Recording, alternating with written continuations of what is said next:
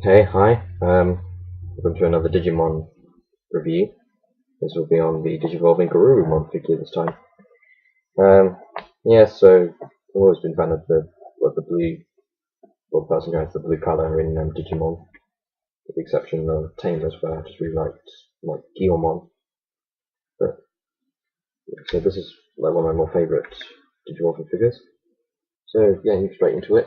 So it's just a wolf initially. It's got some really nice like stripes on it for whatever reason.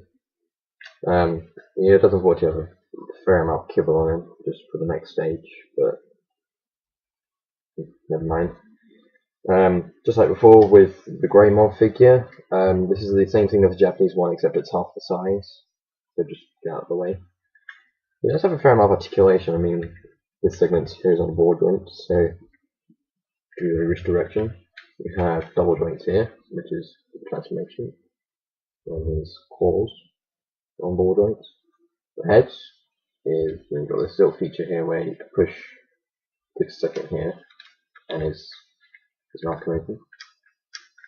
You can see a tongue in there as well, which is nice. You've got the articulation right here on the legs, just the way they are. Actually, they're kind of crooked because that's the way like dog bones work in their legs. So it's cats.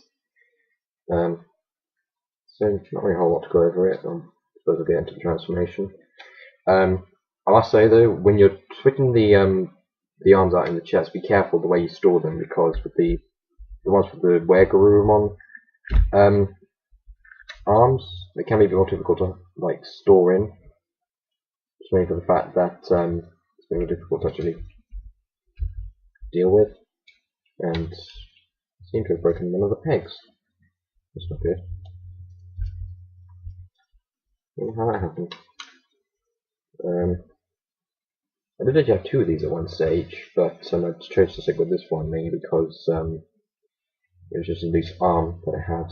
Yeah, that could happen. These pop off of their ball joints quite easily.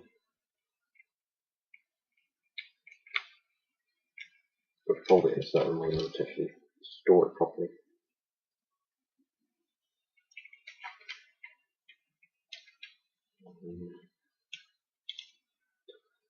Always have a tendency of with figures to actually turn away from the camera, but it's just mainly so I can actually see it properly. So for those other ones in the past, like with my figure arts, I apologise for that if you couldn't really see how they were dealt with properly with articulation.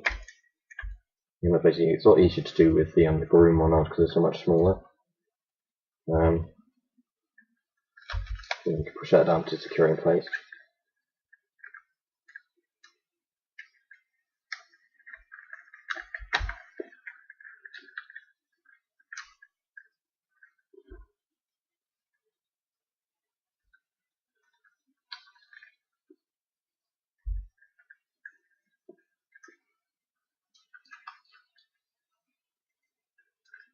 And I think that's it.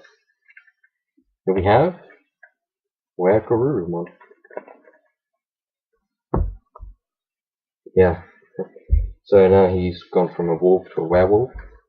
I've got to admit though, the details are quite interesting on this. Like, you've got the blue arm on one side and you've got the furry arm on the other.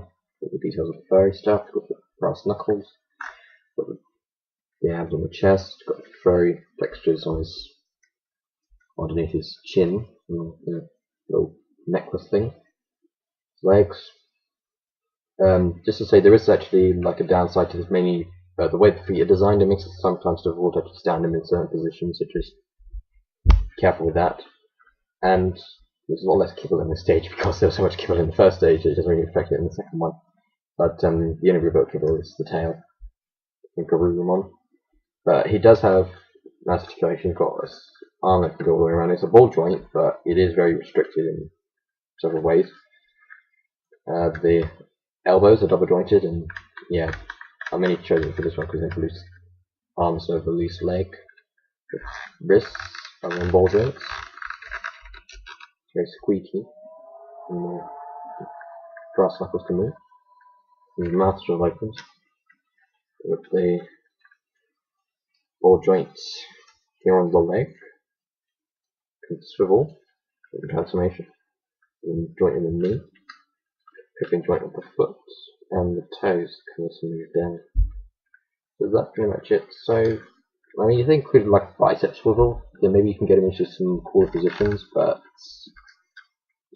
it might be better if they release like a D-art scheme or something, and they could probably get that kind of articulation into him, but chances are slim because we only had, I think, 5 D-arts announcements. We've had Gallopmon, Omnimon, going by the English names, Beelzemon, Wargreymon, Black Wargreymon as well, and Metal Garurumon, but that one hasn't been released yet, and that was a Thomas Web exclusive, I think, so it's going to be more expensive. So that's pretty much it. I mean, the legs are posable, so you can get into some kind of positions. That's not that bad. So I can't really do anything with that, but nonetheless.